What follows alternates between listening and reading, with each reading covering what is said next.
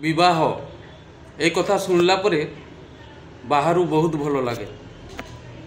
जदि सादा सीधा भाव में कहवा तेबे वर्तमान ठारू 50-60 वर्ष पर्यंत गोटे मनीष को जीवन साथी रूपे नहीं गोटे घर भितर एका साथी रहा पड़ो।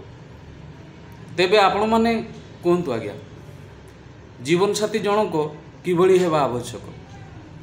एमती सादा सीधा भाव में कहवा गले बयस चली जाऊँगी डिग्री टे धारण करी चाकरी गोटे करनवा बयस चली जाऊँगी बाहा पड़ा जोड़े पिला छुआ जन्म करी पकेवा एसबू भाविले हेबनी आज्ञा। एसबू गोटे गोटे समस्या मु तो कहबी आज्ञा बाहर दुनिया रे आमे आम निज सहित सब संग्राम करुचे यह कौन सी युद्ध ठारू कम नुह। जदि एसबू सत्ते घर भितर आमको लड़ाई झगड़ा करने को पड़े तेबे